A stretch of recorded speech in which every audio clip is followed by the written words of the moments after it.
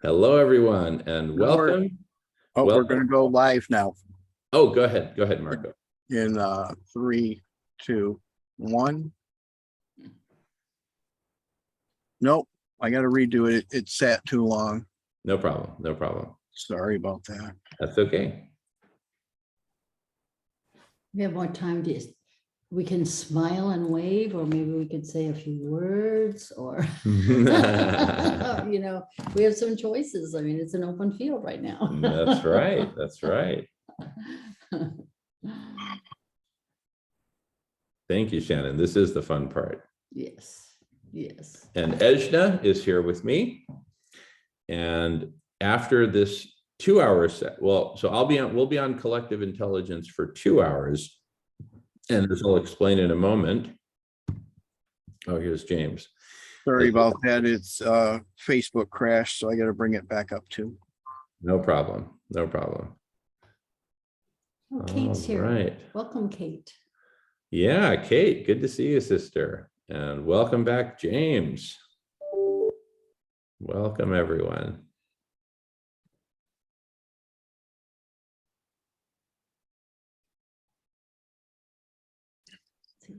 Oh, Shannon will need to head for Humanity Rising at, I guess that'll be in 2 hours, or an hour and 45. Okay. I didn't get to read that. Oh, I'm sorry. Yeah, sorry about that. Thank you. Yeah, sure.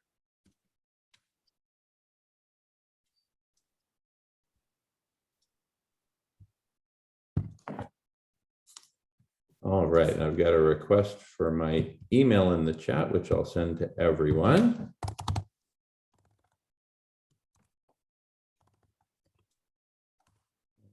Okay. Okay, we're ready to try this again. All right. In 3, 2, 1. Just look for the red bar.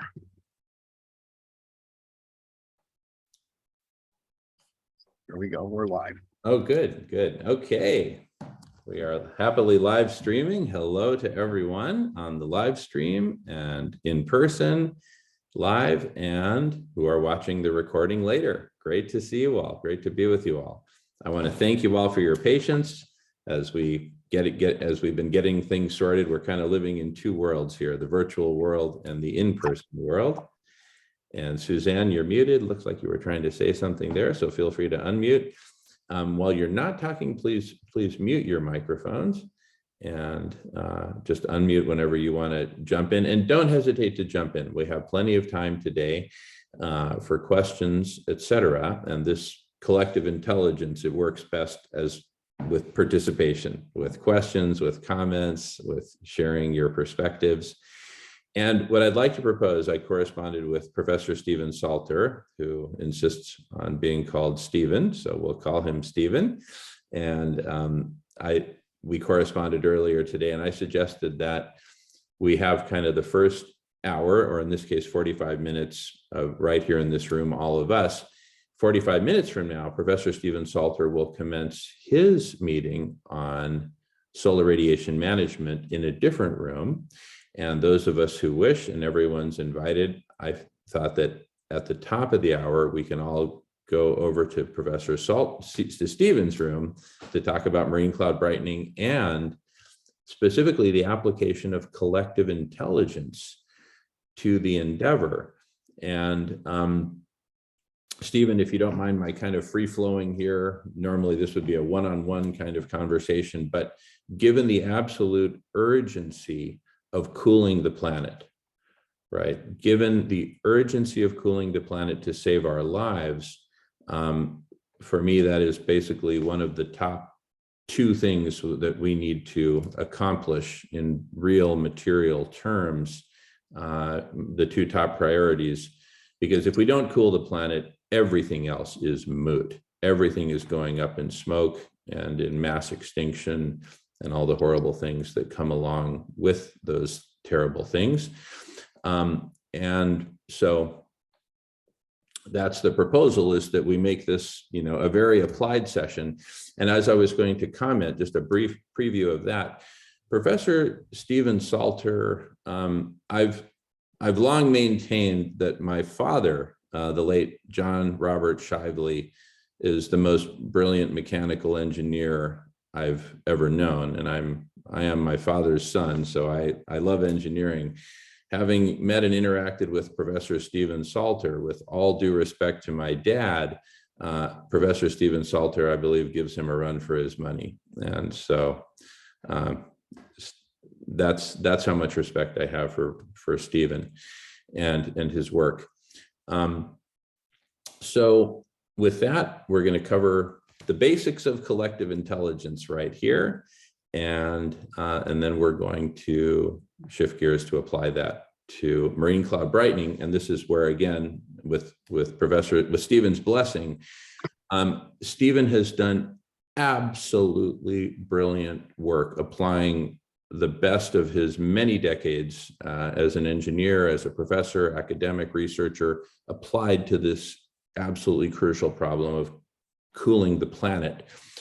And there is a big gap between where we need to be in terms of marine cloud brightening, which is full-scale planetary implementation, learning as we go, but nonetheless not delaying that implementation even a second longer, where we need to be and where we are. Where we are is it is still a relatively unknown, and for those who know about it, relatively misunderstood thing. And we saw a dose of the misunderstanding at our Tuesday meeting, when it was, I thought, very unfairly and in fact violently mischaracterized, which is something I'm not at all okay with, what happened on Tuesday in terms of, and Stephen, you handled it with in such a genteel way, which I really admire.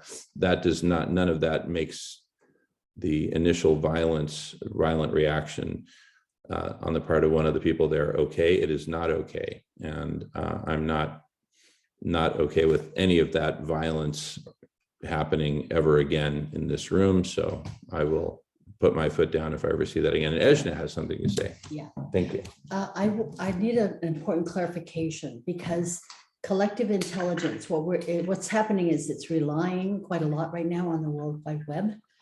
And this platform here, where you've opened up for conversation on an ongoing basis, is this going to continue to be an open platform after Kindred Spirits Island, after this initial gathering? Is this going to continue to be the conversation space? Absolutely. That makes a difference. Yeah, this Zoom room is available 24/7, and in over the past couple of years, 2.5 years, there have been periods where literally for months on end, the room never closed. Thanks for the most part to Marco, and Christopher at that time played a huge role.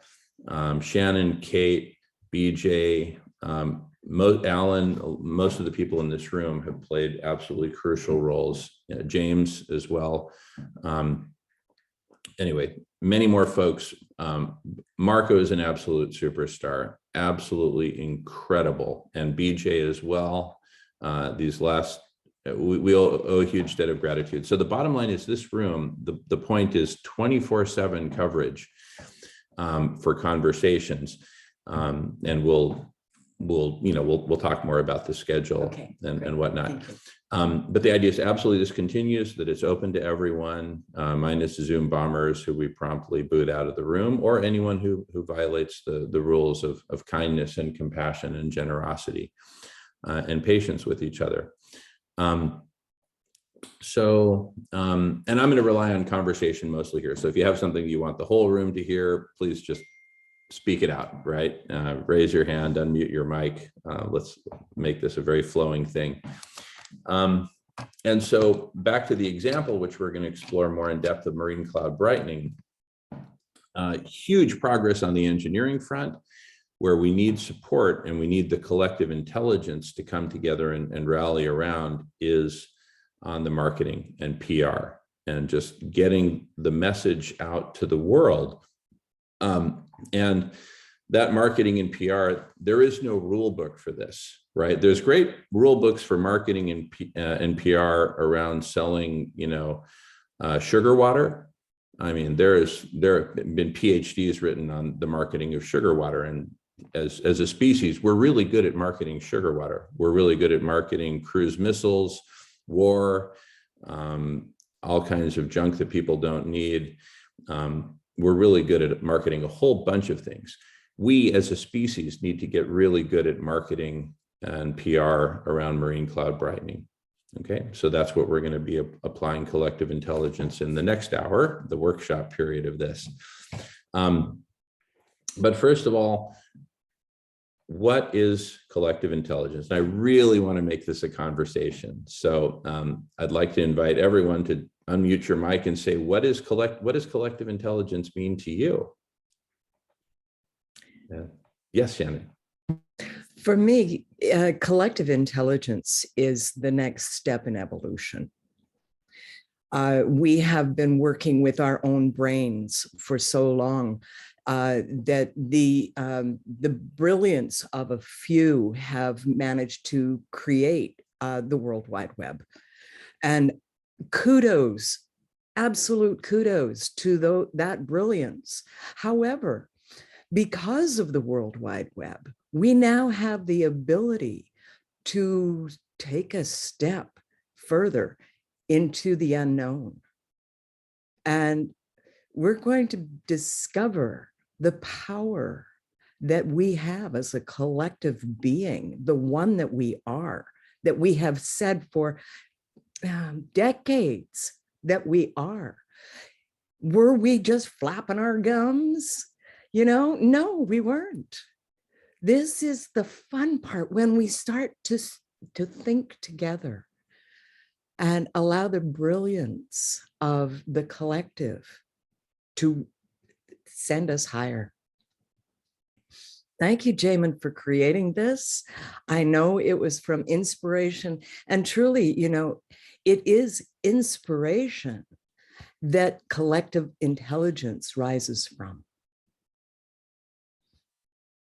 This is the fun part. You know, that was one of those phrases that came out of my mouth without my thinking about it.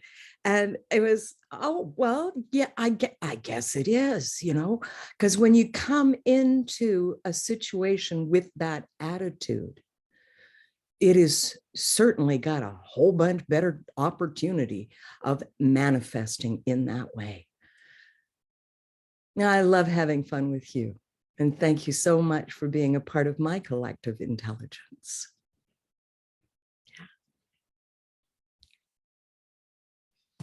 Beautiful, beautiful. Thank you, Shannon. Thank you. All right, love to hear from everyone who wishes to speak. Do I want spotlighting? Maybe not spotlighting so much for now, or maybe we just spotlight everyone who's on the camera, because it's great to see everyone's reactions. This is a big part of collective intelligence. It's not just what is said, but, you know, as I'm saying stuff and I see BJ pop, I'm like, all right, good, you know, and that, you know, gives me wind in my sails to keep going. And versus if I see people going, I'm like, okay, hey, let me pause and pass the talking feather to find out where there's either confusion or disagreement or whatever. Passing the feather. So we can do it like this on speaker view. Well, it's not working. You'll sort it. You can do that as we roll. So, but anyway, my comment on the collective intelligence is, I think most people, when you say collective intelligence, they start to think of artificial intelligence rather than the collective human intelligence, which, you know, I think we're using the right way, and we're using the technology the right way right now, and using the technology just to support our human connection to build the human collective intelligence. And that's a sweet spot we're in right now. And with that, I'm complete. Thank you. Oh, yeah. Go ahead, Ishna. Yes. So I feel like even this conversation and the wording that we're using are all part of this change we're going through. The fact that here that several Indigenous representatives have been brought to Ireland. It's not by accident. Once person, to me, collective intelligence actually refers more to consciousness. And what David Bohm so many decades ago started speaking about, the implicate order of the universe, what quantum physics has, if people were really in tune with what that meant, was that we are already totally interconnected. It showed itself early on in psychology when they started to realize that our consciousness was affecting the experiments. Then, right then, it was like, for those who could catch it, then all bets were off. And then go down the whole probability thing that we've been caught in, which is actually a reductionistic, leads to, infinite regression. But so that does not work. But that the universe itself, in terms of consciousness, that there's so little that is more universally been allowed. But the people who have been practicing with consciousness is everyone who's been practicing any of the many, many myriad forms of meditation. Because all of our faculties and our range,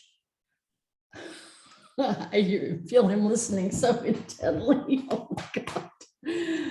All of our faculties and our range of beingness is actually infinite, but we need in our ego, because we've been so mostly identified with being our physical bodies and our personalities and even our lineages, but that what is really the implication in terms of the scientific side of things is the implicate order, quantum physics. It's oneness, and different levels of vibration, different frequencies and different dimensions. And, they're like to think about 11 dimensions or string theory, but the fluidity of consciousness itself about through all these spectrums is just, maybe it is also infinite. So, because we have the demonstration right now of our range, we have many psychic and mystics who have been able to pass through time forwards and backwards. We have healers that can heal. I think maybe the healers might not be as strong now as they were. All of the shamanic people of all indigenous across the whole planet have been holding this interdimensional partnership with the plants and the animals and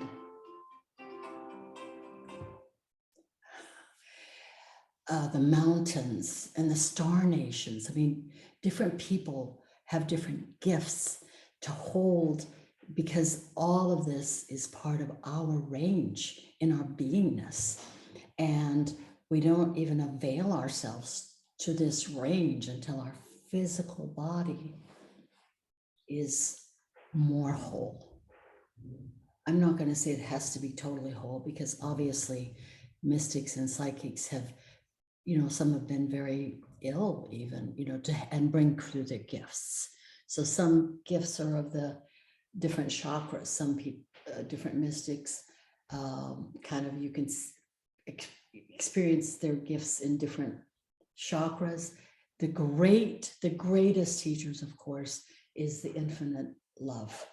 The emotional chakra, which leads to the spiritual heart, and the spiritual heart, as it envelops all of our chakras, those that are in the physical body and beyond, then we become into this toroidal field that we really are.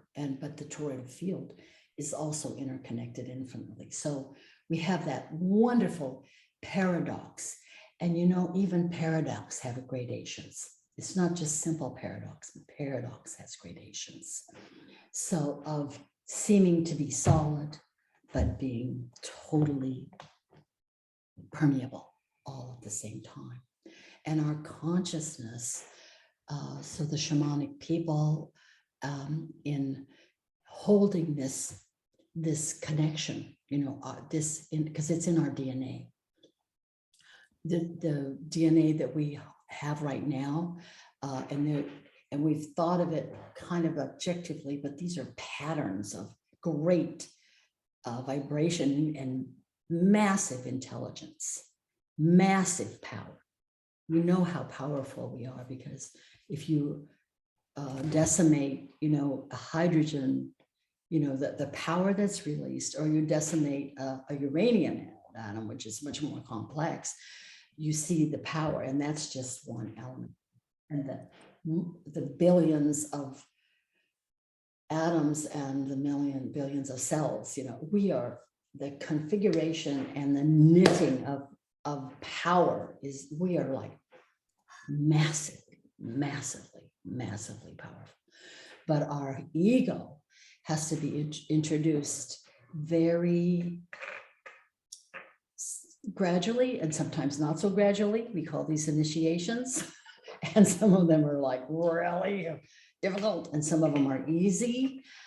But the greatest ease brought in any of the initiatory experiences is if with the love. If you're in a container of love and an alliance with more and more alliances with the plant nations, animal nations, with Earth, with our solar family, our galactic cluster, and then into source. And this is our greatest gift as humans, is that we can connect all the way to source, And but it's at this point, it is a process, because we are here with individual will,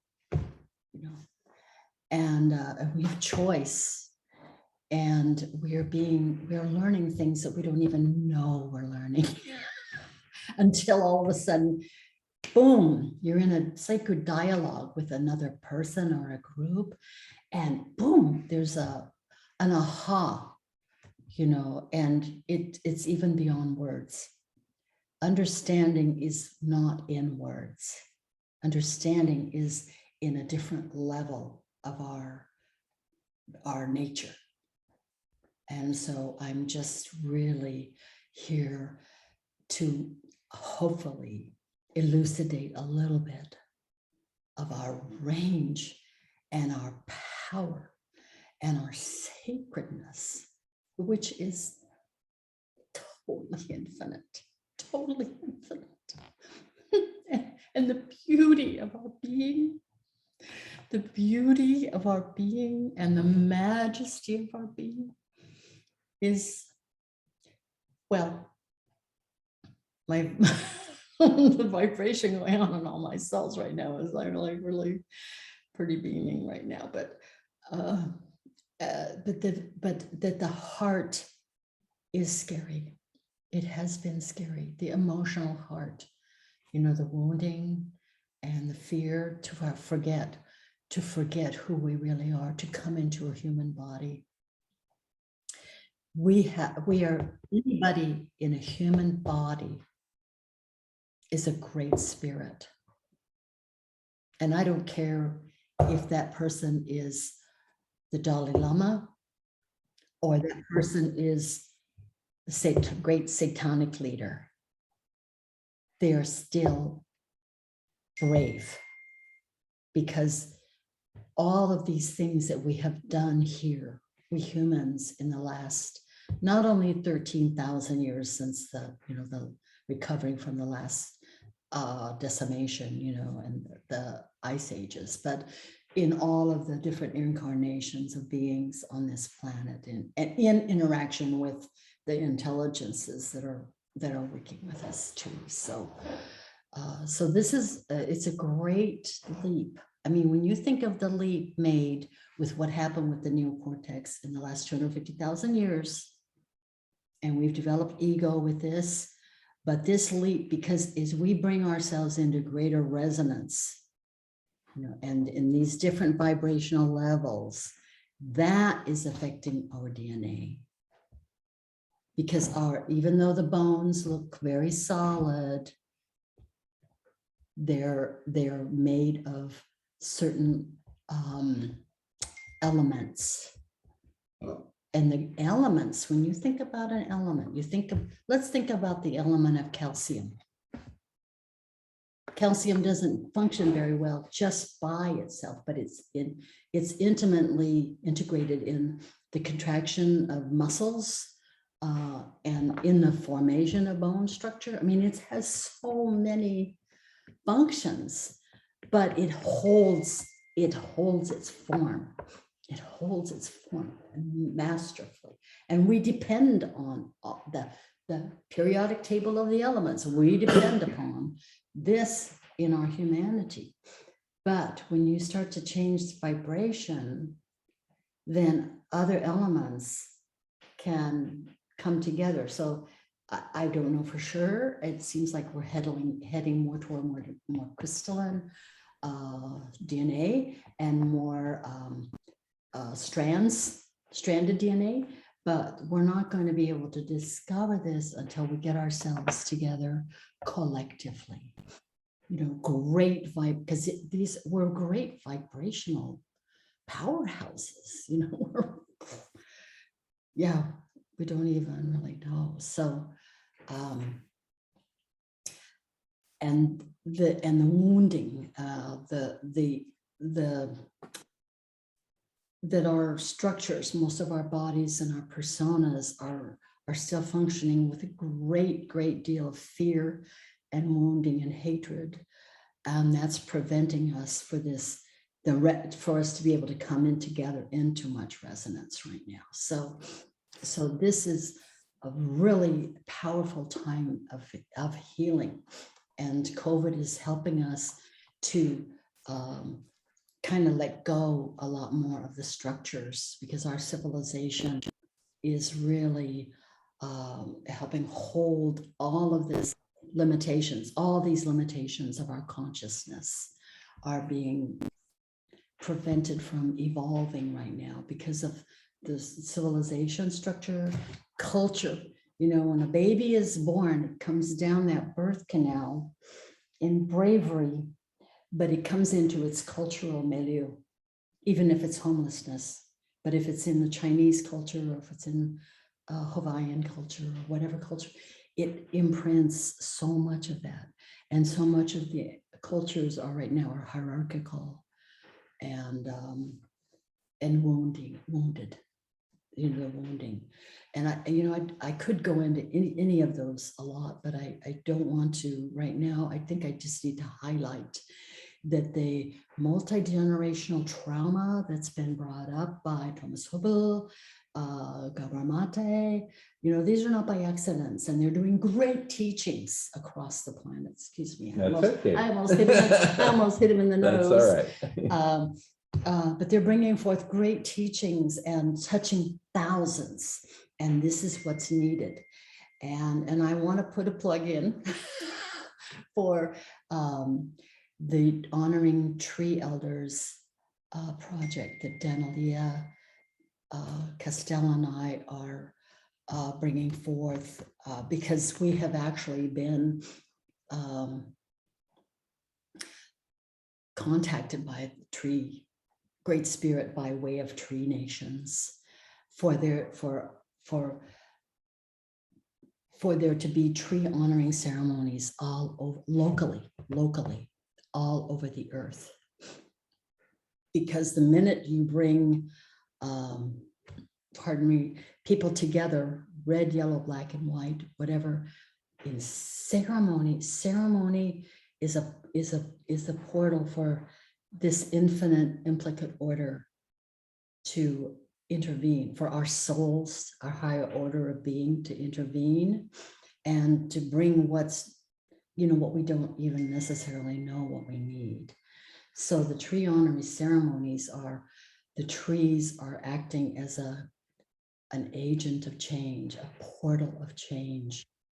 And which I think is so beautiful, because we've all known that we need the higher order of being, a higher level of intelligence or awareness of genius to be at play here.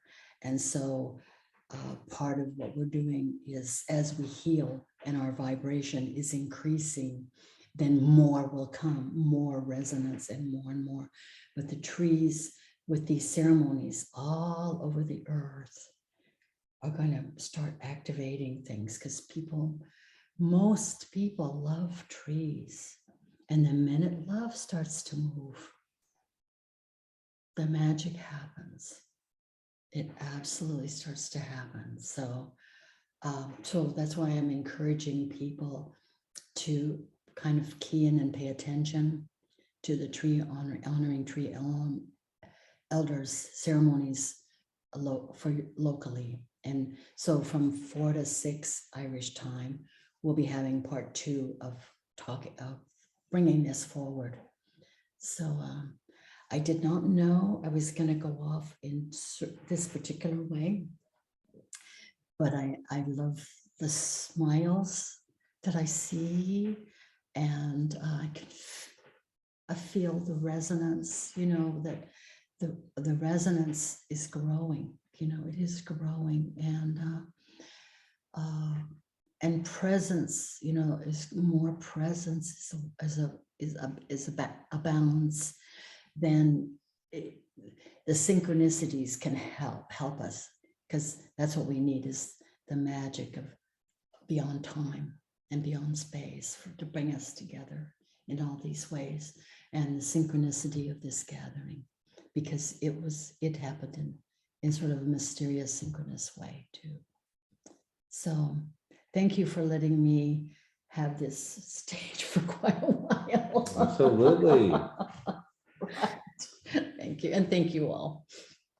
Thank you. And how would I say your name? Ejna. Ejna, thank you so much. Let's see her name, Rebecca. BJ. Yeah. My question was not on that, and yet you kind of pulled it in, because my question was about people who are so into doing something good and beautiful. We have groups so focused on doing something good, or individuals doing something good, and yet without some connection, they could be doing just what's wrong for the earth. We could be doing, even with love,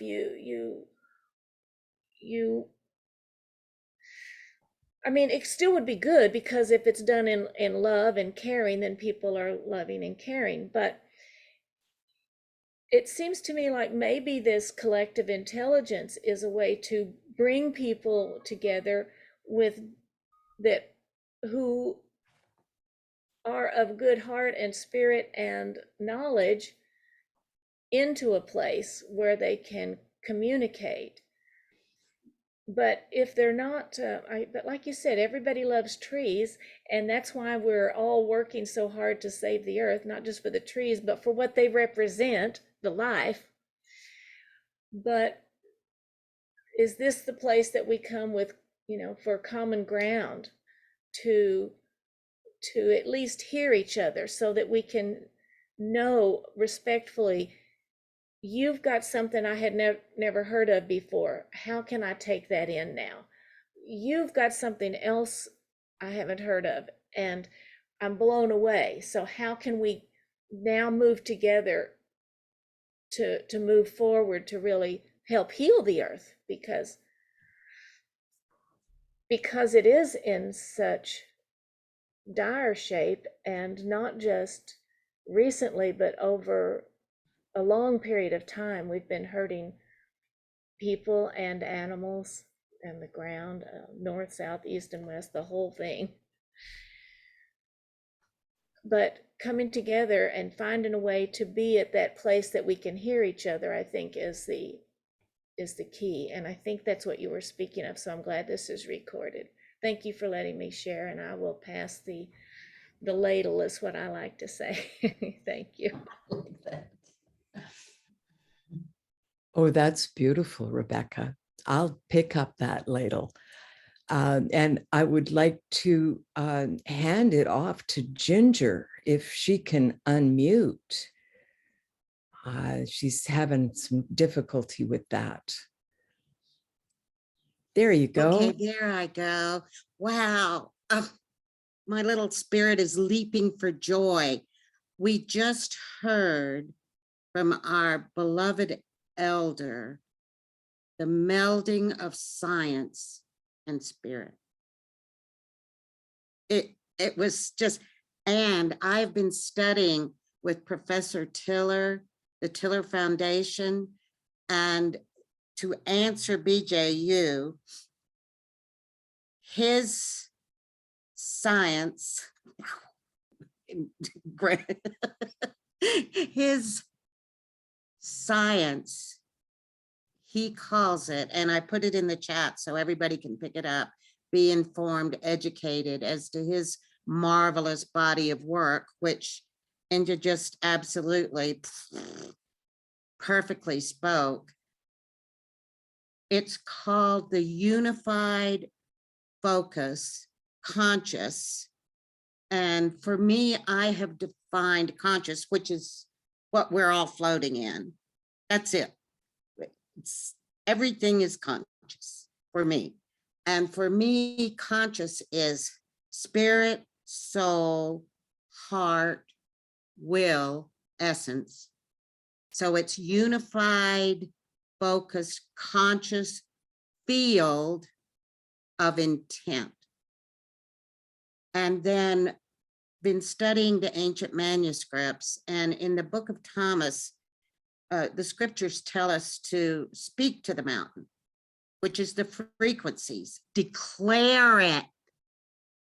So if everyone comes together with this one focused declaration that, you know, needs to be formed by Jamin, by Enja, by the ones who know what the, like BJ asked, you know, what is it? How do we get it? So it needs to be a simple declaration to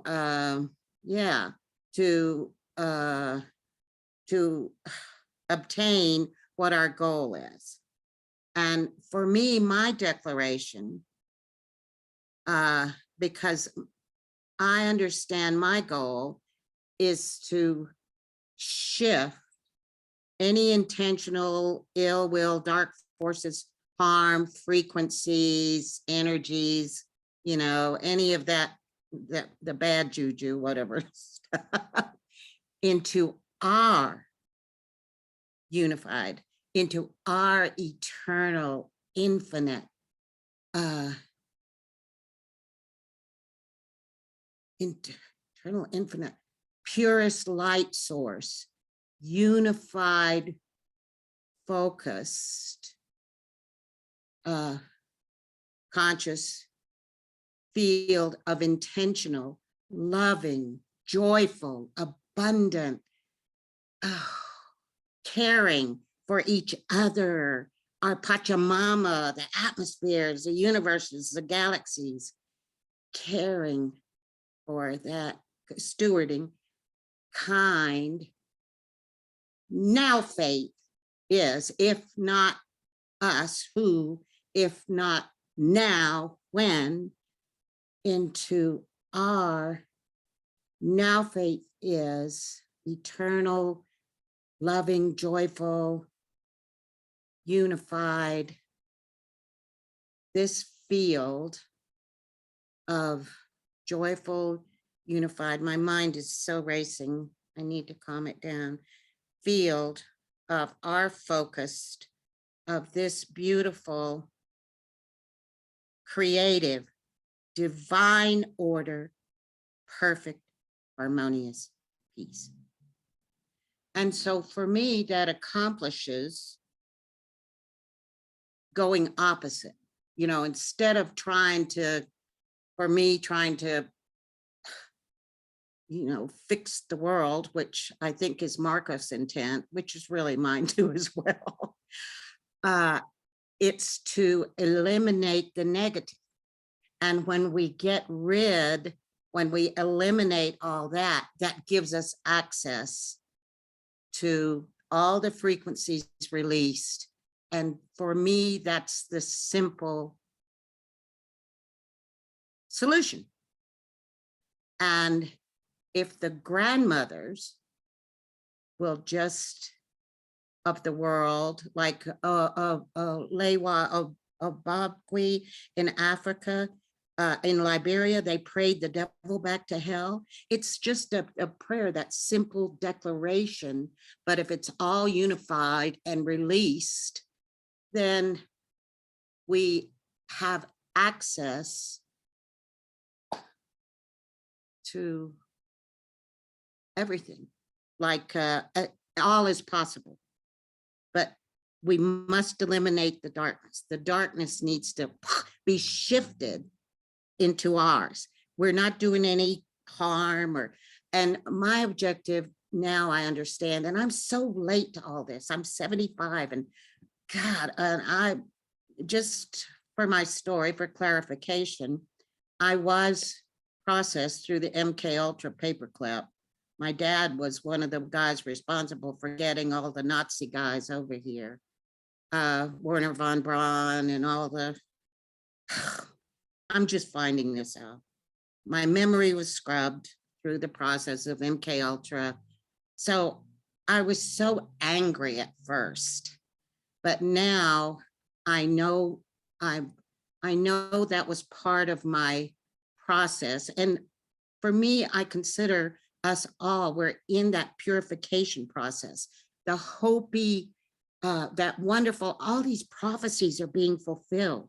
The Hopi ones, when cobwebs cover the sky. Well, I don't know if you've ever been in Texas and seen the chemtrails that look just like a cobweb. It's the time for purification. And I always thought, oh my God, and you know, like Armageddon, which just really means revelation. And now I know we're all part of the process. Yippee.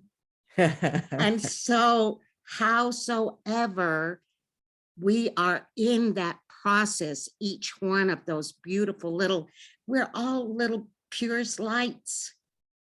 And we're all in that process. And so here we are, we just need the information.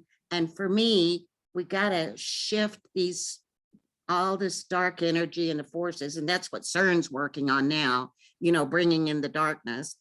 And then Gita Ben David, and then I'll remove myself. Gita Ben David and Lars Mule, she has the note from heaven, the frequency that you sing. And so I would encourage everyone to get her information and Lars's information. It's just amazing. It's all there now, but we've been denied access by these dark forces. So anyway, so that's my speeching my spirit, my darlings, to the rest of you kindred ones. I love you. And so I'm on my path, and yippee. Well, thank you so much, Ginger. It's my first opportunity to listen to your spice. I do enjoy what you have to say. And what I would like to offer is that a being is never made up of only one energy. All of the manifestations of spirit have a combination of what could be judged as negative energies and positive energies, and yet they are one being. And so that, you know, we can waste our time by judging whether something is negative or positive. And sometimes that's really important that you spend time doing that. For example, our stomach has acids in it and other things that help to change our input into our output. And so these different things are necessary within our being in order for our being to continue going forward. What I would like to offer, going back to Jamin's stated intention for this collective intelligence session, is to look at the advertising, the way of looking at us as one being, and how it's come through in my writing is we are the green man. Born to adore her, we will restore her and adorn her with the beauty she deserves.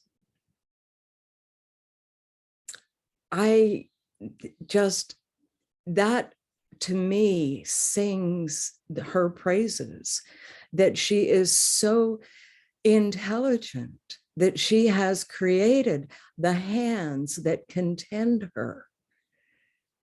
And here we are. We just need to identify with each other and become the one that we are destined to be.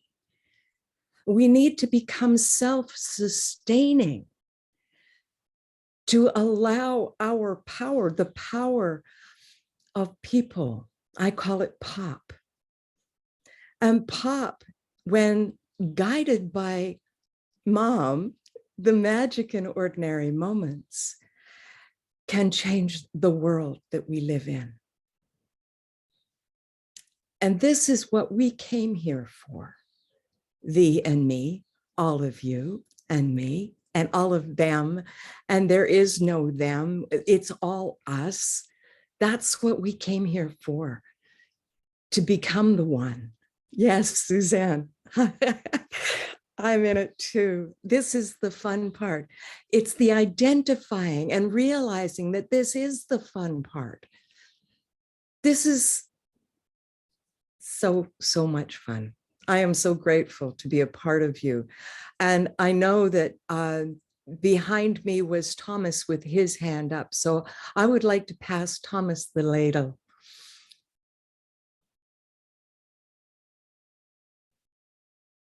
And you're muted, Thomas.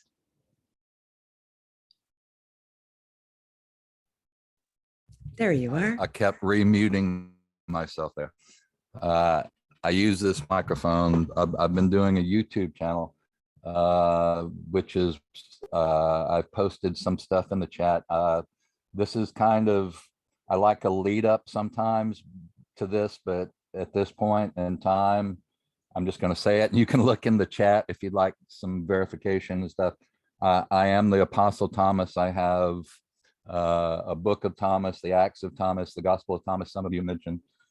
I have a website that and a YouTube channel that bring the new covenant, which is what's mentioned in Hebrews. It's God writing on our hearts and minds the new law, the new covenant. That's what's here now. That's the end time covenant that it talks about in Hebrews. Anyway, that's on my website and it correlates with the Gospel of Thomas. So Yeshua's words, which are in the book of Thomas, which give me a lot of authority. I just like people to understand that and read that book. Because I'm here at the end times to return the original form of Christianity to the earth and return heaven to earth, because as the Christ living apostle on the planet, I am the Pope, and I call this chair the Vatican seat. So I'm coming after the Vatican Bank. I want all the scrolls and the gold and all the artwork. You can leave them there, but I'm the Pope. So, and I'm also, if you research Thomas Jefferson, he wrote the Jefferson Bible. and distribute it to the Indians. And that's his version of the Gospel of Thomas. We share an oversoul. I don't like to say I am, because I am that I am, and that's me here. The same oversoul is incarnated in many different forms, and one of them is Thomas Jefferson, and one of them is the Apostle Yehuda, who was with Yeshua when he walked the earth back in biblical times. And that's, he was writing to me the book of Thomas, and he and Yeshua called me perfect. I don't like to call myself names. I use what has been mentioned scripturally, but I do come in the name of Jesus. So I'm here as Jesus's apostle returning to earth. So bam, there you go. Sorry, that's a heavy one to share. I know I just mic dropped on y'all, but there you go. There's links in the chat that have my YouTube channel and my website and all that. So most questions are answered there, but I do like to, if there are any more questions, then I'll be happy to answer. I'm going to turn my mic off now. Thank you so much, Thomas. It's nice to know who's in the room. Jamin, your hand's up. Oh, thank you. All right. So it's the top of the hour, and this is the scheduled time for Stephen's talk to begin. And so I'd like to propose that we basically merge the two, if that works for everyone, and so that the next hour be combined marine cloud brightening and the application of collective intelligence to it, and what is missing. Stephen, does that work for you? And you're muted there.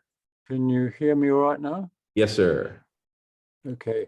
I'm actually battling more with stuff called collective stupidity, of which there's rather too much at the moment. Now, what I can do, if you approve, is to go through a collection of slides about the engineering and the physics of marine cloud brightening. If you think that it's getting too heavy or too much engineering, just say so, and I can skip it. But I'll try and make it as easy to follow as I possibly can.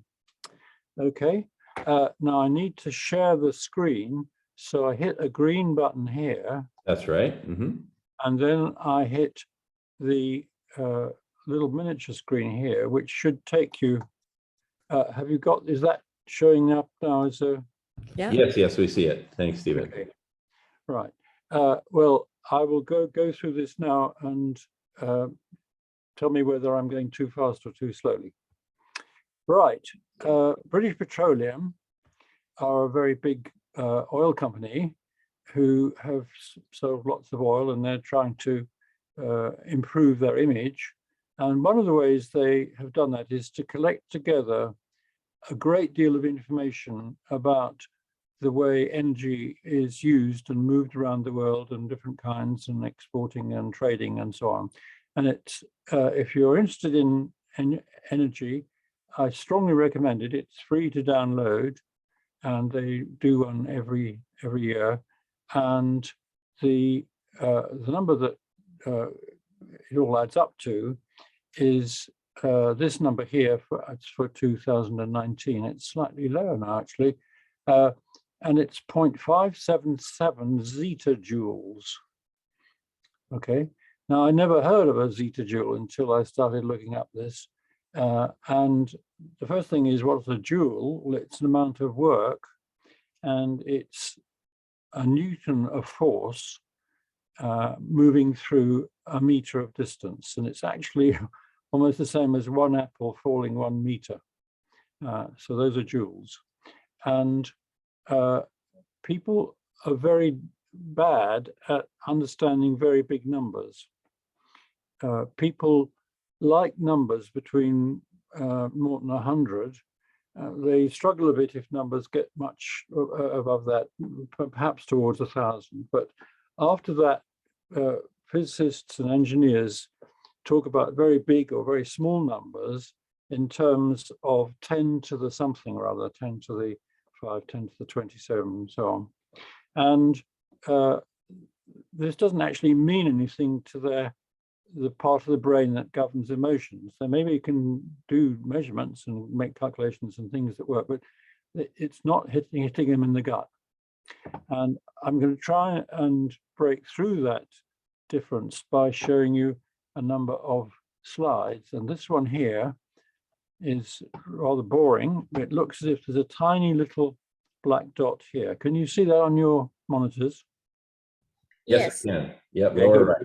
Well, that dot is meant to represent the total amount of energy that humans use in all forms: coal, oil, nuclear, solar, photovoltaic, everything. The whole blooming lot is represented in that little dot.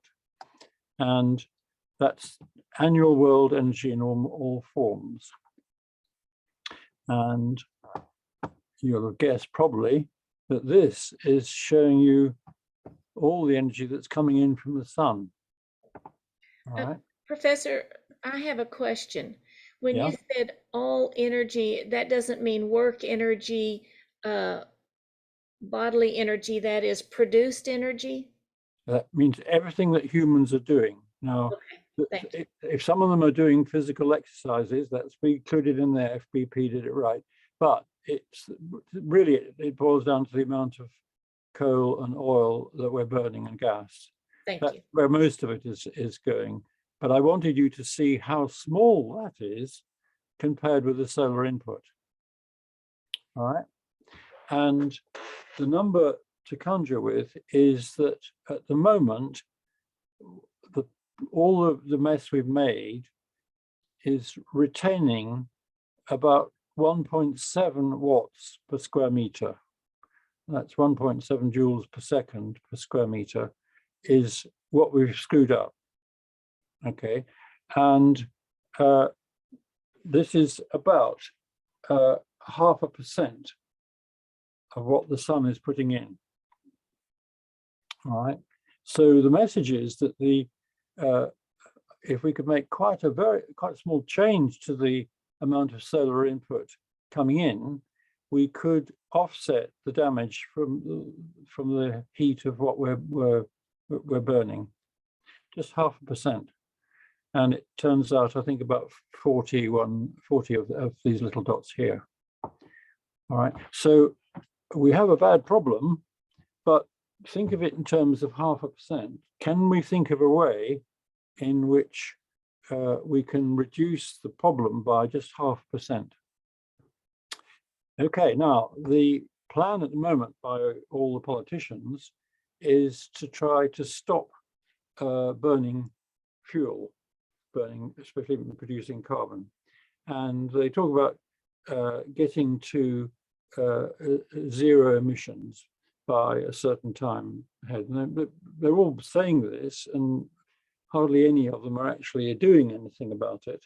And if you go to this slide, you can see how well we are moving towards this. This is a curve called the Keeling curve, and it's the measurement of the amount of carbon dioxide in the atmosphere as measured from the top of a mountain in Mauna Loa in Hawaii.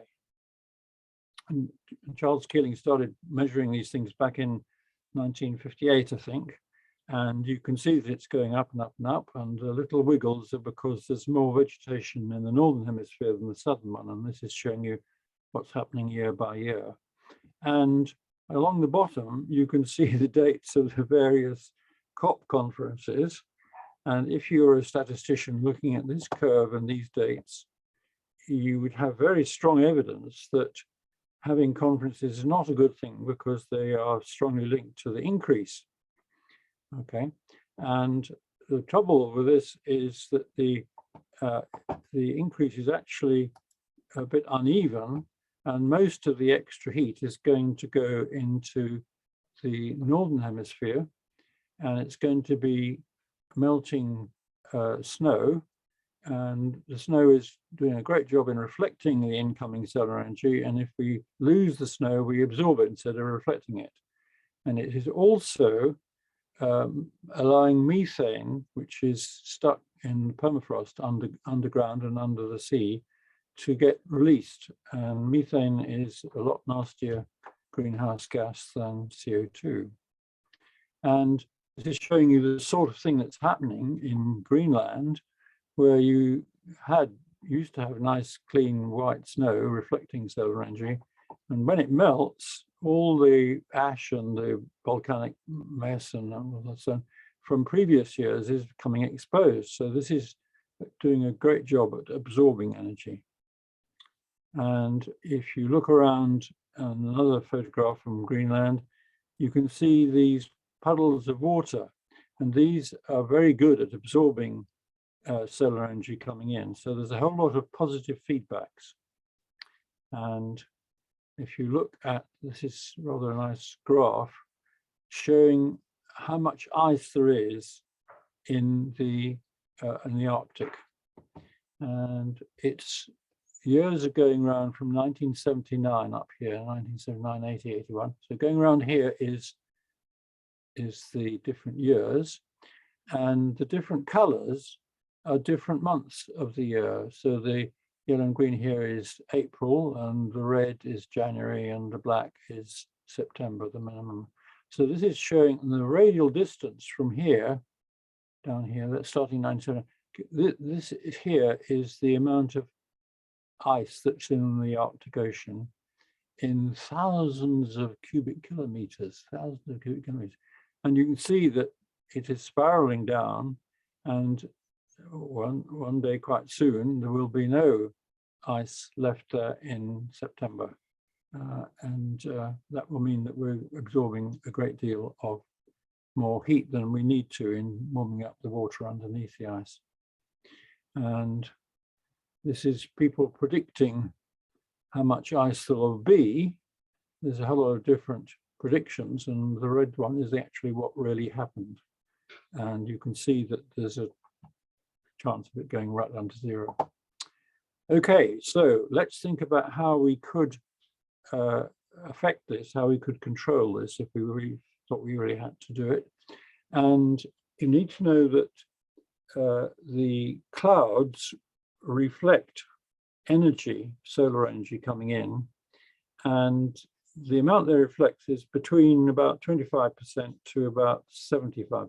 So you've got dark storm clouds are gathering when they're reflecting rather little, and then a nice new shiny clean one is reflecting 75%. Very wide range. Remember, we only want to change things by 0.5%.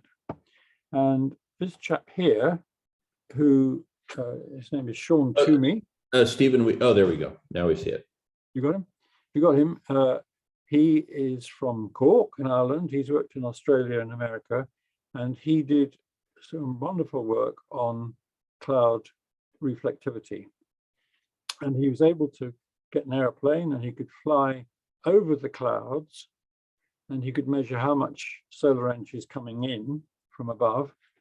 And he could also measure how much the clouds are reflecting up from below. So he's now telling you how much clouds are reflecting.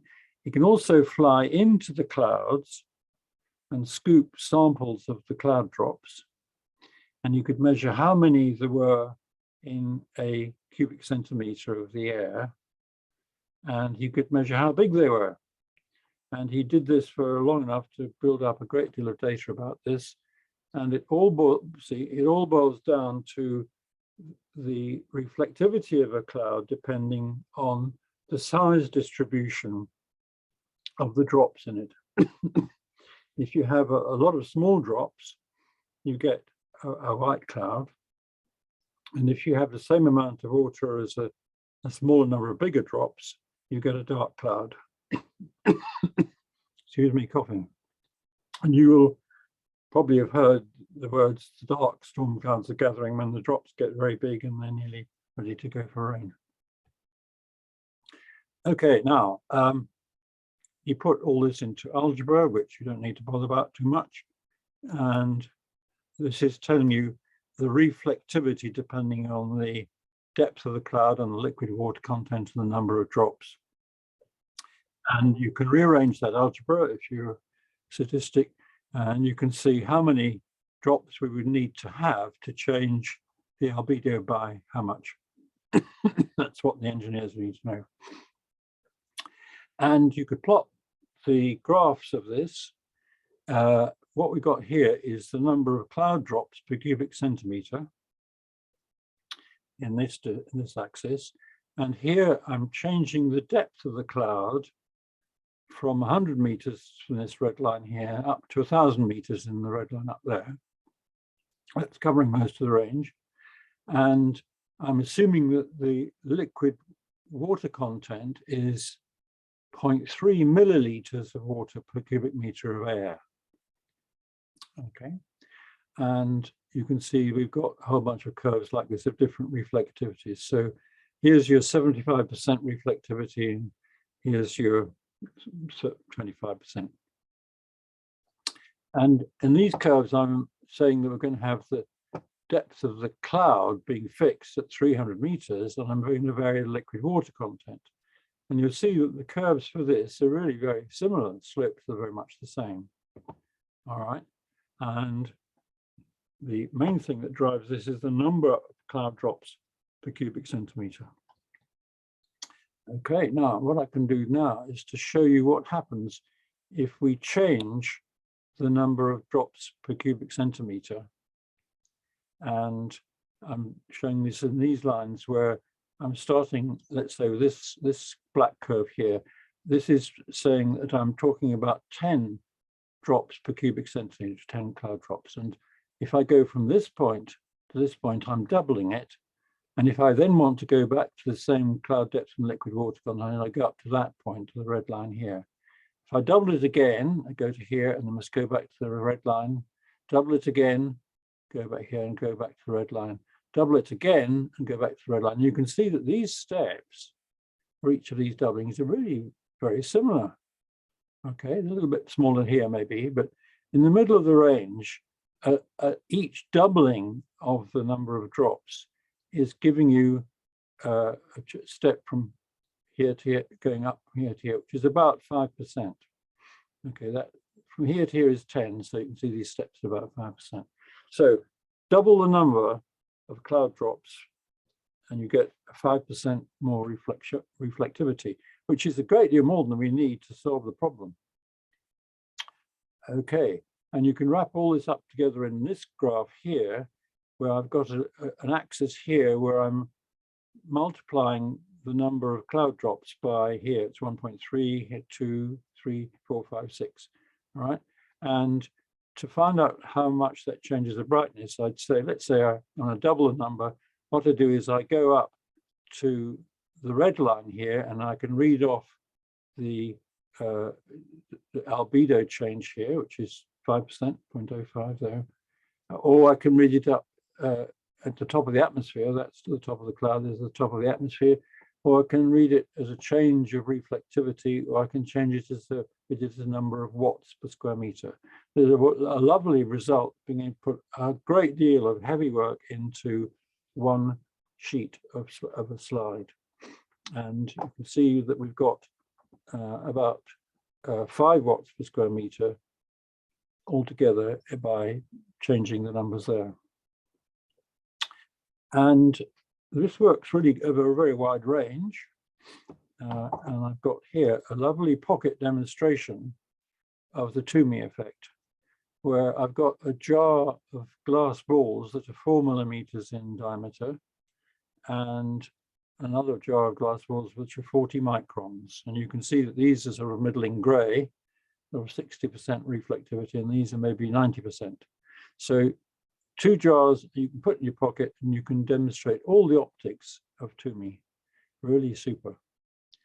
And this chap here, who is from a professor of Manchester, who worked in America in Colorado, knew about Toomey, and he also knew about a chap called Kohler, K-O-H-L-E-R, who worked on what you need to form a cloud drop. Now, you might think that just getting the high enough humidity and the drop would form, but it's not quite right. That you have to have a tiny little seed to start the cloud drop growing. And in industrial cities and on land and things, there's somewhere between 1,000 and 5,000 of these little seeds, these things called condensation nuclei, in the air that you're breathing. So you're breathing these little seeds in and out, and if the humidity is right, they'll form a little drop. So no problem at all when you boil in a kettle, you get a cloud of steam, because there's plenty of condensation nuclei in the air where you're living. But there's not so many of them over the sea, because the source of them is probably only coming from the land. There's maybe waves breaking that are producing salt, but there's very much less. There's somewhere between maybe 10 and 100. And so John Latham thought, what would happen to the number of drops in the clouds if we could spray seawater as a tiny, fine spray? It would evaporate and you'd be left with tiny little salt crystals. And salt is almost the best material you can have for being condensation nuclei. It's really very, very good indeed. And he said that what we could do is we can trigger the Kohler condensation nuclei to form lots of smaller drops and get whiter clouds. And he did the sums about how much water you'd need to spray to get how much cooling. And he found that somewhere maybe 10 or 20 cubic meters of seawater a second, would do the whole thing for the whole world. So that's a small room full of water, and you're having to do that once a second. And he was very surprised about this and checked it, and people do agree that there's lots of agreement to that. And you can plot these things here. Because Toomey said it's a log thing, it's easy to do the first bit. What I've got here is watts per square meter. And remember, we want to do 1.7. This was about 1.5 when I did this a long time ago. We want to get 1.7. And this is how much you need to spray in cubic meters a second, whether you're doing it in the Pacific or in the Atlantic. The Pacific is a bit cleaner, so it's easier to do it in the Pacific and the Atlantic. And you can see that if you wanted to correct this for 2 watts, we need to spray maybe 10 cubic meters a second for the Pacific, and maybe 20 or 30 for doing it in the Atlantic. Okay, now let's see what the nuclei concentrations are. And this is graphs for December, January, February, March, April, May. So we've got seasons of the year here. We've got different colors, and we've got the color code here. So this sort of nice blue color is 20 per cubic centimeter, and the red ones are up over 100. All right, so this is telling us where we're going to get the best effect. And we're wasting time to try and do it maybe around here where there's lots of smoke from fires in India. But we want to be in the southern hemisphere in June, July, and August, and we can maybe move up to the northern hemisphere later on. And this is a way to see how much spray you need to do in different times of the year in different places. Well, about this time, I was working on a way to try to make the sea evaporate faster. I'd been told that all the troubles in the Middle East are because people are arguing about water. And I wondered if we could make the sea evaporate more quickly. There's a surface layer, very thin surface layer of very high humidity just on the top of the sea. The water molecules are coming out of the sea at the speed of rifle bullets, and they're hitting each other and air molecules and bouncing back into the sea. So I said, why can't we punch through this very humid layer, maybe only a couple of meters, and then we'd be exposing a large area of drops to the air, and they would evaporate more. And I was designing turbines that could do this, and there's a kind of wind turbine called an egg beater. It's a Darius wind turbine, and this is showing a hollow tube with hollow pipes up here dipping into the water.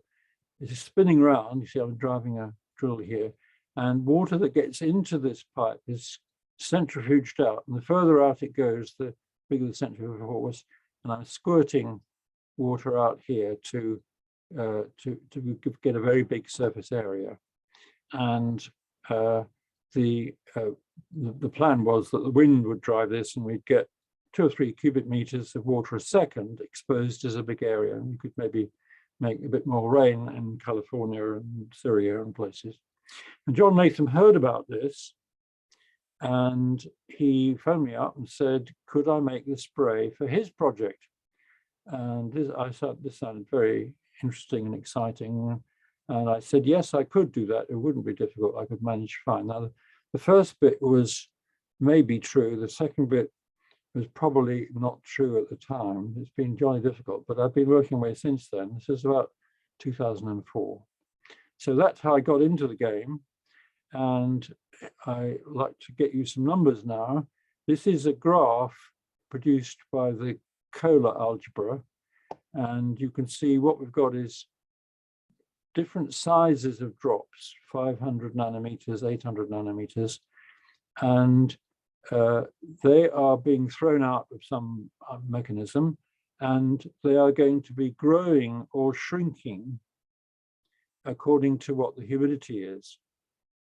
And if I take a very small drop, this blue line here, if the humidity is going up towards 100% and a bit over, it will be going up, water will be condensing on it and it'll be getting bigger, or if the humidity goes down, it'll be getting smaller. So it'll be zooming up and down this line according to whatever the humidity is. But if it can get over the top of this one here, it can then get over the hump, and then it'll slide down here and you get a big cloud drop. This means really that the size of a drop that you spray doesn't really depend on what it started off with. It really depends on how much local humidity is. And I want to spray 0.8 of a micron into whatever humidity is. And this, if it got to a higher place, it would grow up here, and there'd be a tiny little extra hump it's got to get over here before it grows up, maybe eventually makes a big proper cloud drop, or maybe even making rain. So you really want to forget about the size of the drop, because it depends just on the humidity, and you really want to think about the weight of salt in it. That's what's really driving Kohler. And the amount of salt that I think is right to go for is the black hole, and that's 10 to the minus 14 grams of salt. And this one up here would be 10 to the minus 17. So this is very much less salt here than there. All right. And if I want to do that in terms of drops, I want to be making a liquid water drop at 0.8 of a micron here. That's 800 nanometers. And if this dried out completely, it would be down to a salt of that diameter there. So probably what it makes is somewhere between the blue and the red, depending on how much is evaporated and crystallized and so on. So it'll be somewhere there's a very strong brine strength, but that's what I really want to make. Stephen, Yep. if I may interject, you asked us to interject if it's getting a bit too detailed. Okay, let's go a bit quicker then. Yeah, or if you could just jump straight to the sailboat, if it'll allow me. The bottom line is that we can create these clouds to reflect significant amounts of sunlight back into space. Even this one, I think, is a bit too detailed. If you could jump straight, here you go. Now we're talking, and then if you could, this is how we make them. Yeah, and then go to the sailing vessels. Then okay, I think I'll be there in a second. Yeah, you can repeat this experiment yourself every morning in the shower. If you put your finger up towards the shower, close to the nozzle, and you'll feel that the flow is steady. And as you move it away, you'll feel it begins to pulse like this. All right.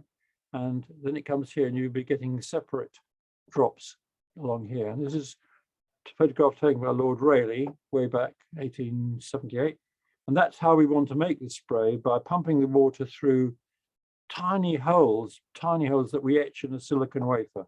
People who make microchips aren't worried about making millions and millions of holes. Okay. Now, this is an amazing photograph which shows you how much energy is coming in from the sun through different months of the year.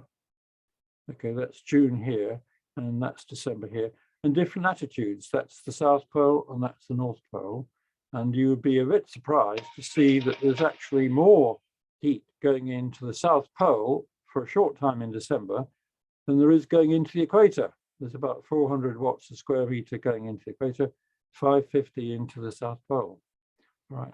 And this means that what we want to do is to operate near the Arctic ice, where we want to save the Arctic ice, or maybe around the Antarctic. We need to do some work to make the spray, and we need to get that from something that's available in the oceans. And the thing that we're looking at is sailing ships. And this is a beautiful sailing ship called Cutty Sark, which is the pinnacle of technology evolution for sailing ships. And I'd like you to think what it's like in the middle of the night in a howling gale, trying to adjust the amount of area of sail that you are exposing to by climbing up with your foot on the rope here, and you're heading onto this mast and you're trying to tie reef knots. And people did that. Amazing. But I want to use a different kind of propulsion method. There is a picture of a sailing ship with lots of sails, but there's also another drive mechanism, which is a thing called a Flettner rotor. If these spin, they do the same job as sails. They give a very big forward thrust when they spin with energy from the wind. And that is a thing called a Flettner rotor. And this is a picture showing the area of the Flettner rotor you need to compete with the area of a sail.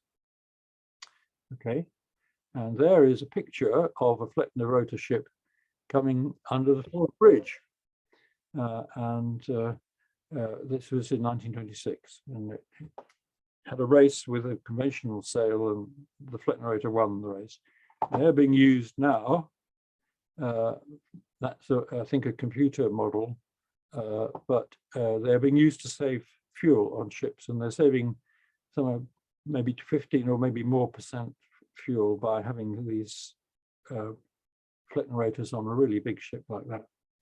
And this first idea we had was to have Flettner rotors here dragging propellers through the sea, and we wanted to use this to make the spray, which would go up like that. Turns out that there's a very big drag force from these turbines, and it might be better to have an arrangement where you have, I'll skip that one, where we have the boats flying in water rather than displacing water, like so. It's like an airplane wing, but it's giving enough lift. And if you change the pitch of them, all right, if you pitch this so it's pointing upwards a little bit, and this one down, there's going to be a torque trying to rotate this linkage around like that. And you can do the opposite pitch angle here, so the torque will be going, and this allows you to do lots of work on hydraulic rams here through this linkage. And that gives you high pressure oil, and you can use that to get high pressure water being filtered and pumping through nozzles. This is a picture of a dinghy called a moth dinghy, and you can see the area of the sail that it needs underwater, that tiny little strip here and an even smaller one here. And these go along at an incredible speed. There's much less wave making drag than from a hull. That's what it would look like probably, and that's the current version. I've only got 2 rotors here. I found there wasn't room for the mechanism for making the spray inside the rotors. It looked as if that was going to be convenient, but it isn't. So we need to put that here like that. And this is showing you the designs of all the hardware inside. And we've got calculations and drawings for all of this lot here. I haven't got any money to make any of them, but I want to be able to build the parts for this and test it on land before they go to sea. This is a picture of all the estimates have been made of the amount of spray that's thrown up by waves now against the year in which the observations are made. All right, so it's a jolly difficult observation to make, and there's lots of scatter, but the average of that is this little blue circle here, which is just over 5 gigatons of salt a year. And if you look at the little black line here running from 1959 to 2000 and 2, that black line is the amount of salt that we would want to throw out to completely solve the present thermal energy problem. So it's a tiny fraction. What's magic is that it's exactly the best size of spray to make. So you have a job to actually detect this. This is the magic sweet spot of spray. This is what it actually does. If you were to increase the number of condensation nuclei in the low cloud areas of the ocean, if you could choose where the cloud's going to be right, and you go there and you could increase the number of nuclei just by 50%.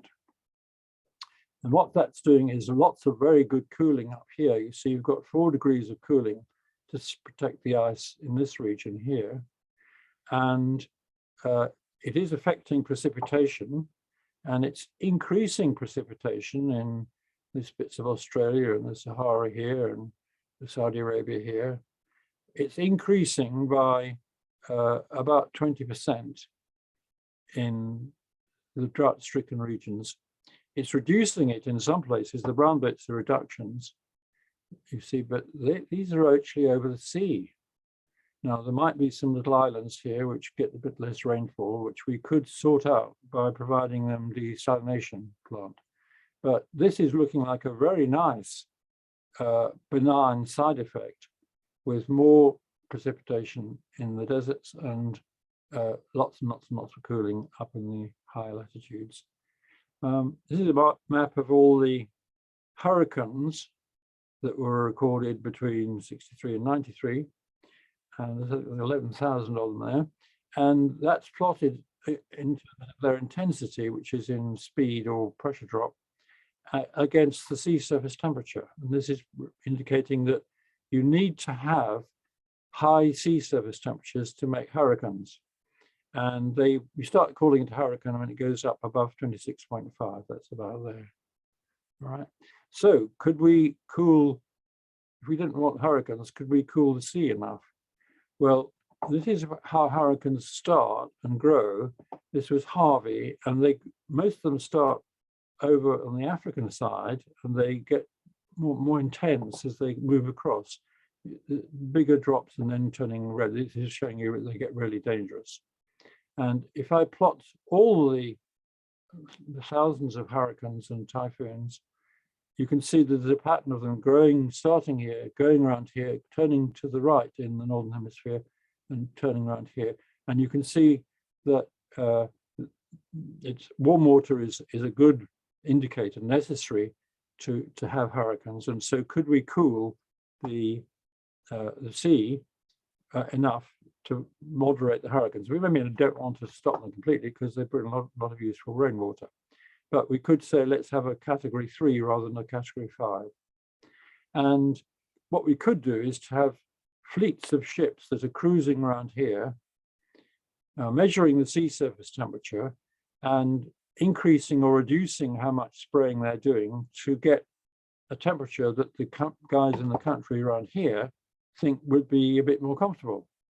Nobody's going to be brave enough to say, I promise you never had any more hurricanes, because especially if they're saying this to Americans, because they know that if a hurricane does come along, they'll be sued and be in trouble. What they could say is, would you pay us to bring the sea surface temperatures closer to the ones that you think might be good, and how close we get will govern how much you pay us. And the property owners, one thinks of rich people in Florida, who are worried about losing their variable investment, would club together and pay according to how we got the temperature right. And that's about the only way I can think of for making this a commercial attractive possibility. At the moment, if you do this, everybody, nearly everybody will benefit. Maybe a few people won't, but most people benefit, whether they paid for it or not. So that's yep. Oh, good. Yeah. No, very good. It sounds like you're about to wrap anyway, because about to wrap. Yeah. Okay, great. Okay, so this is people from trying to change the temperature gradient across the Indian Ocean. This is work from Australia showing you get water's water, you get more rain here and drought here. And if you can change the temperature gradient in the opposite way, you get the opposite conditions. And then I'll go to trying to work out the costs, if you'd like to have that. And people lose their jobs if they say what it actually costs to make something. What you have to do is to try and look for something that's made in similar numbers, similar power ratings and similar weights and similar complexity. And the nearest thing I can find is the Corvettes were made in 200 or 300 of them in World War II. 1,000 tons, 2 megawatts of power. All of those are bigger than what we got. And they cost £60,000 back in 1940, which would have bought you 100 PhD graduate salaries. But they paid PhD graduates £600 a year, not month or week. And that suggests that a fleet of 800 vessels would cost £240 million a year to own. And that is an interesting number because it's a little bit less than the cost of the security for COP26. So owning a fleet to solve the thermal problem is cheaper than having a conference police, if that's right. And that's my last slide. Beautiful. Thank you so much, Stephen. I'd like to, if you can go ahead and stop the screen sharing. And so I'd like to, focus now in on bringing this back into collective intelligence.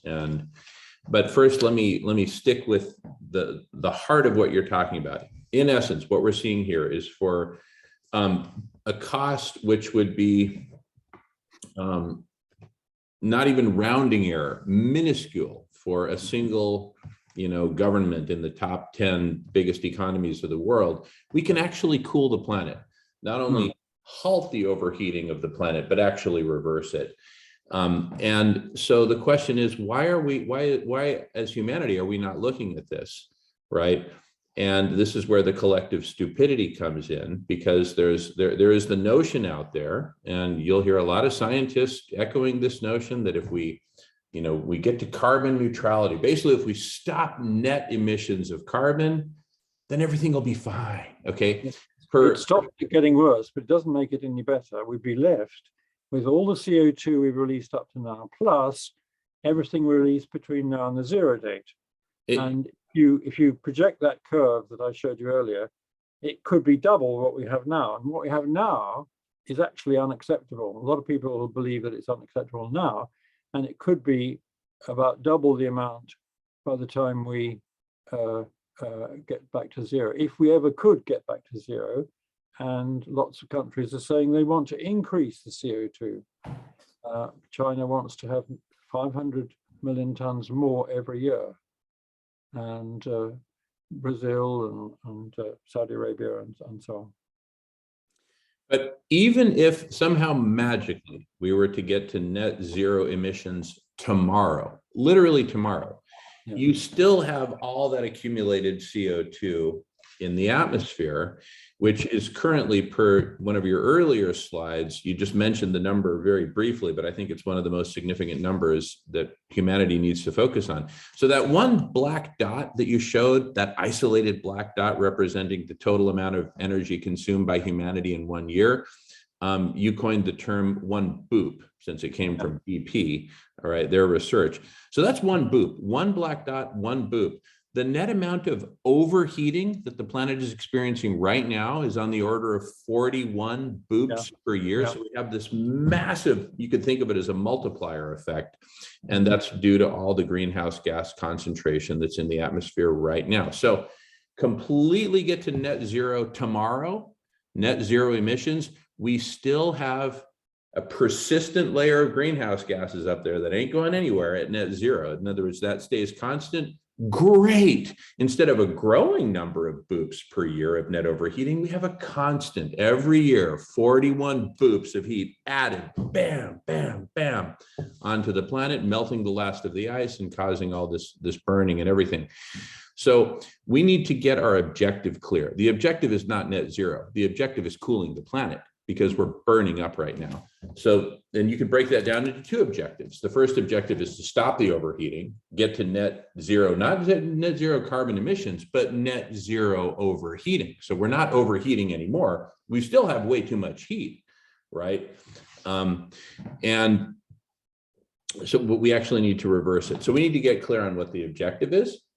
And then we need to get clear on how we can accomplish that objective, right? Well, okay, the way I think that you want to get rid of the CO2 is going to be using marine biology. And there are lots of things that grow in the sea. There's stuff called giant kelp, and there's also lots of things called phytoplankton, which together have as much vegetable mass as all the vegetation on land. But the phytoplankton can grow that amount in a few days, right? So the rate of production of a biological mass is enormously much faster than you can do with planting trees. We could improve the amount of growth for the phytoplankton. And what we want to do is to get them eaten by zooplankton. And they want the zooplankton to die or eat each other, and the bits fall down towards the bottom of the sea, where they would make coal and oil for future thousands of years ahead. And all this process is looking quite feasible if we can produce the right number of nutrients for the extra growth. Now, this was a lot of work done on the idea of adding extra iron to the sea. Iron is a critical nutrient that these phytoplankton want to use. You're stopping me? Yeah, I hate to be rude, but here's the thing. I'm only going to be in this room for another 12 minutes, and then we have another meeting that'll be in the main room, at which point you're welcome to go to a breakout room, and anyone is welcome to join you. And I would, if there were two of me, one of me would continue on with you and the other one would be here, but there's only one of me and I'm committed to being in the main room. So if you'll allow me, I'd like to talk for a few minutes here. BJ has her hand up and I'll get to her, but I've got some burning stuff that I just got to get off my chest in front of everyone while we're all still here together. And so the point is that in terms of cooling the planet, you've now identified the two ways in which we can do that. The fast and most direct route and most efficient route is marine cloud brightening, which you spent most of your talk on. In the last couple of minutes, you've talked about how we can actually sequester carbon very efficiently. And if we were to do that at massive scale, fine, we could actually reduce the amount of greenhouse gases in the atmosphere. So not net zero, but net negative, and massively so, to reduce the CO2. How quickly would we need to do that in order to actually cool the planet in time? Very, very quickly. We're you know, it's all happening now. The planet's on fire now, not in 2050, but literally right now. So whatever we do, we're going to have to do it very, very quickly. Now, those two facts are both of those. If you were to go to your average climate scientist, your average participant at COP26, and you put these two solutions, right? Boosting phytoplankton growth by, say, enriching the iron concentration in the ocean to support that, or marine cloud brightening, your typical response is going to go something like this. And this is a reflection of collective stupidity. So if you want to see a parody of collective stupidity, now is a really great moment to listen. Okay, here's the response. No. You're talking about, techno fixes cooked up by some, white privileged dude. And that's not what we want. We don't need more technology. Technology is the problem. Okay, we need to eliminate technology. We just need to stop burning hydrocarbons. And BJ, I'm going to let you go ahead and speak go ahead, BJ. Thank you. Thank you so much, Jamin. And thank you, Professor Salter. My question is, and let's get us on gallery view or something. My question is, has any of your research checked into the amount of carbon that is sequestered by, or the lack of sequestration by deforestation? Because that didn't come up in the emissions. You have millions of trees being taken away, which are sequestering that carbon. And I didn't see that into your accounting, and that's okay, because not every model goes into every aspect of it. But that is one of the ways I think we could immediately stop, cool the earth, is, let's say everybody tomorrow, well, not tomorrow, but if we stopped consuming the foods that the forests are being taken away because of, then you have more trees. I guess we have to look at what we could have done, but also we have to look at what we're doing now. And if everybody stopped consuming it. We are counting the CO2 from the burning of the trees. At the moment, the trees that are being burnt in Brazil are making lots of extra CO2 in the atmosphere. Now, that the Keeling measurements are including all the CO2. So they will be measuring what's coming from burning trees and what's coming from burning coal and burning petrol and burning gas. So we are taking that into account. And I agree, I've been told that planting trees would be very good, but it doesn't actually help for about 30 years, and that trees are actually emitting CO2 for the first part of their life, particularly if you disturb the earth. There's lots of carbon in the earth, and planting trees can really be disturbing that. And you have to wait quite a while before the trees start working. And then if they do ever catch fire, you're losing it again. So it's a good thing to do, but it's not really enough.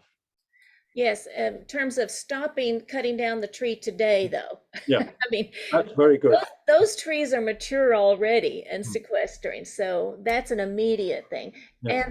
And I wish we had time. We may need to do a breakout room for my second question, was the location that you picked and how that will impact the people there. When you talked about evaporation, I just needed more on that. Well, it's up to us to choose where we want to do it. And initially, we'll probably want to do it around the edges of the ice in the Arctic.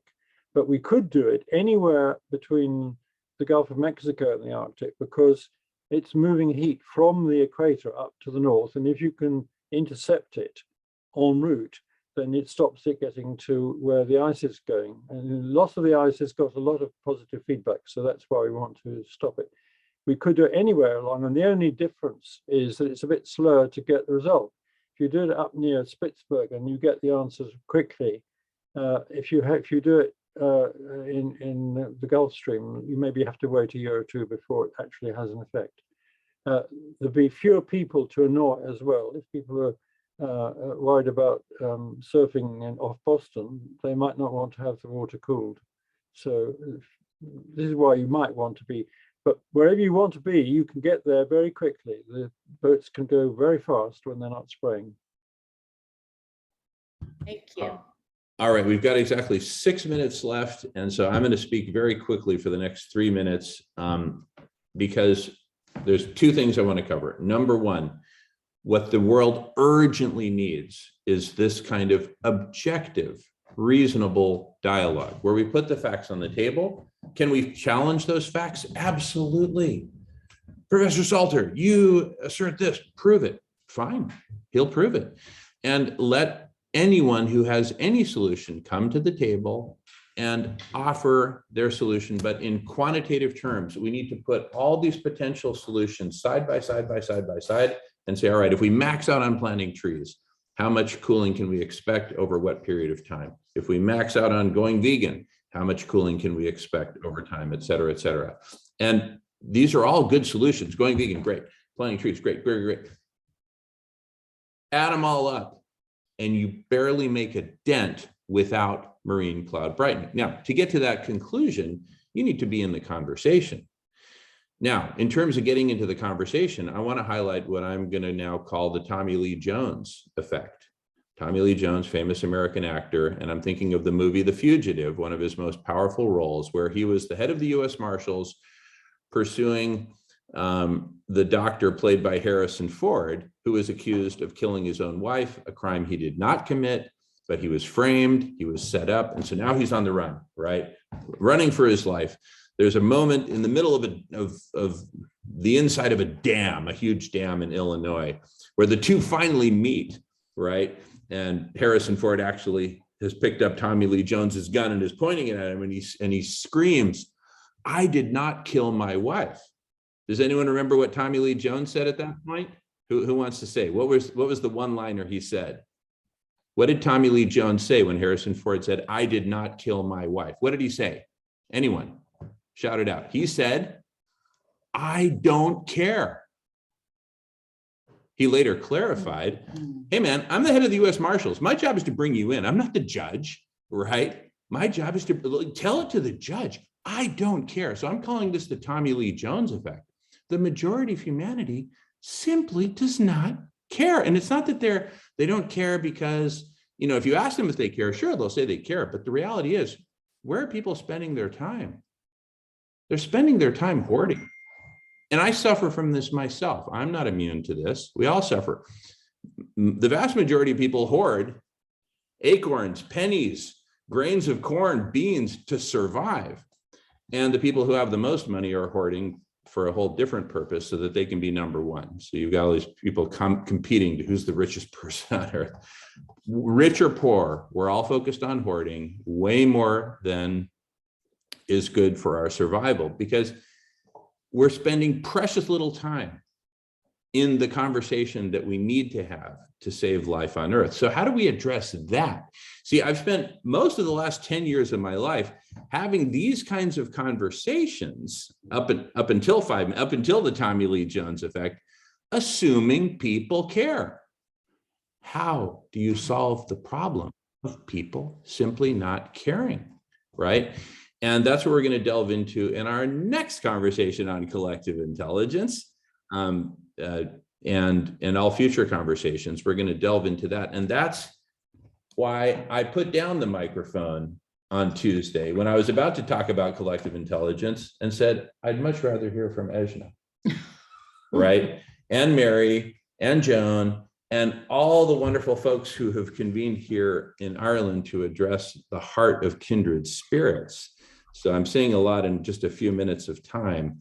But just to say, there's a lot more to talk about in terms of collective intelligence and where we need to apply it.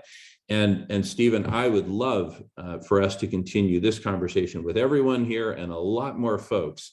So let's commit to making that happen, and stay tuned, and please stay tuned to the Kindred Spirits website. Now we've got 1 minute until we need to shift gears to Ejna's talk. Could we create a break? Could we create a let's create a breakout room and invite everyone to the breakout room who wants to continue a conversation with Stephen about marine cloud brightening. The rest of us will be here. It kind of breaks my heart to even have to split apart. Or Stephen, if you prefer to stay here with us for the next couple of hours, you're welcome to do that too. And everyone's welcome to either stay or follow Stephen to a breakout room if he's so inclined. Sir, and Stephen, you're muted. Stephen, you're muted. You need to Stephen, you need to unmute. There you go. Why don't we see how many people want to go into the breakout room to talk about? Raise your hand if you want to go with Stephen to marine cloud brightening. We got 1, 2. All right. So let's go ahead and create the breakout room. Give everyone an invitation, and those who want to go and rock on. Yep, Ginger. Okay, and Ginger. I don't know how to go. How do you go? Okay, so Marco is going to go ahead and. Ginger's having. And Ginger wants to say something, but she's muted. Go ahead, Ginger. Okay, sorry. I need to go to the big room, but obviously I need to continue this conversation. So I'm going to connect personally with Dr. Slater to have him give me my answers, because I do want to go with the program otherwise. And I've just enjoyed this so much. I mean, just the fact that we're unified. Bye. Okay, and Ashna, we're the ones who want to go in the breakout room, correct? Like we did yesterday, so we don't have traffic coming in. Oh, okay. So, okay. No, we want to stay in the main room because. Oh, you do want this today? It's okay today. Okay. Yes, yes. All right. So breakout room for Stephen Salter and everyone who wants to follow him. Everyone for Eshna's meeting stays here in this room. Okay, let me. And thank you, Stephen. Great work. And we've got a lot more to do together to work on the marketing, the PR, and the Tommy Lee Jones effect. So to be continued. And there's more effects. And many more effects. And if someone could put on our beautiful slide that we provided for this. I don't know if you would do that, Marco or Vincent. I haven't seen it, so I'll have to find out where it's at, but can I first get everybody to raise their hands if they want to go in the breakout room?